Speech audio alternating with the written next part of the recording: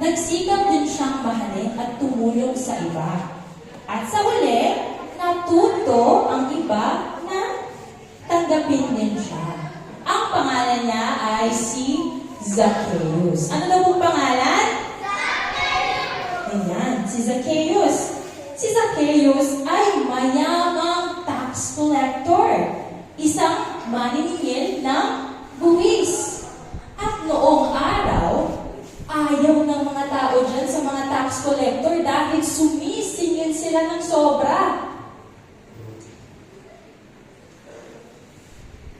Tuwing siya ay nangongolekta ng pera ng mga tao, ito ang sinasabi niya. Bayad na kayo ng buwis. Malaki na amin yung interest niyan pagdating ng due date. Para yan sa Roman Empire. Bayad na. Give me your money. Give me your money daw. Grabe siya.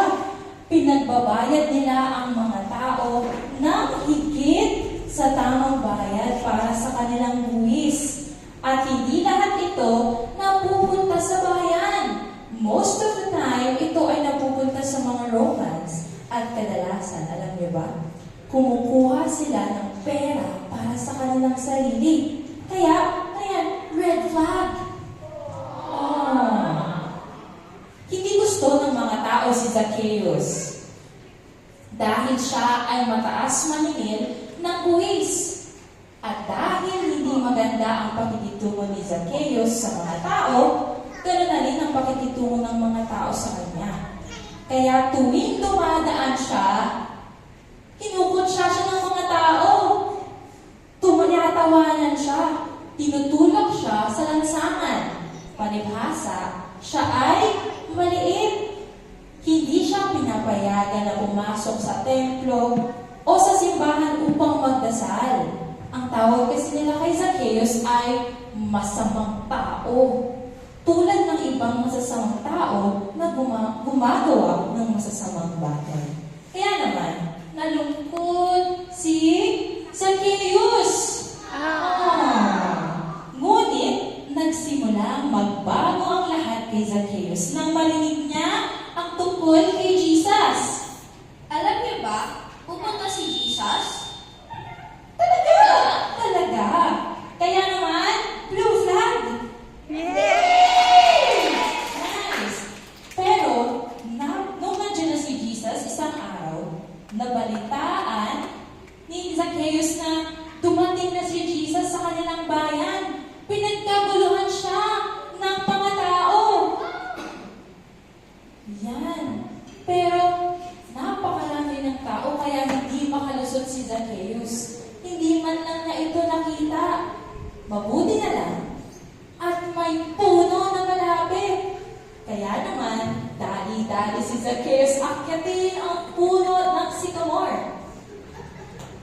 Ngayon, nakita ni Jesus si Zacchaeus. Lumapit si Jesus sa puno ng sycamore tree kung saan umakyat si Zacchaeus upang makita si Jesus dahil maliit lamang siya.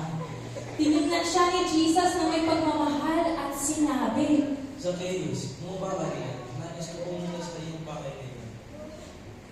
Kaya naman, bumaba si Zacchaeus mula sa sycamore tree at pumunta sila sa bahay kasama si Jesus. Alam ni Jesus kung sino si Zacchaeus at kung ano ang kanyang mga ginagawa. At alam niya, at alam mo ba, na mahal pa rin niya si Zacchaeus kahit masama siyang tao. Gusto pa rin ni Jesus na pumunta sa bahay at makabonding. Sino po? Sino ang pangalan? Zacchaeus. Kaya kids, hindi kinakailangan gumawa ng anumang bagay si Zacchaeus upang makuha ang atensyon ni Jesus, di ba? Umakyat lang siya, tapos napansin na agad siya ni Jesus. Alam ni Jesus, ang gusto ni Zacchaeus yun ang mahalin at i-accept siya. Kayo din, mga bata, kilala din tayo ni Jesus mula ulo hanggang paa.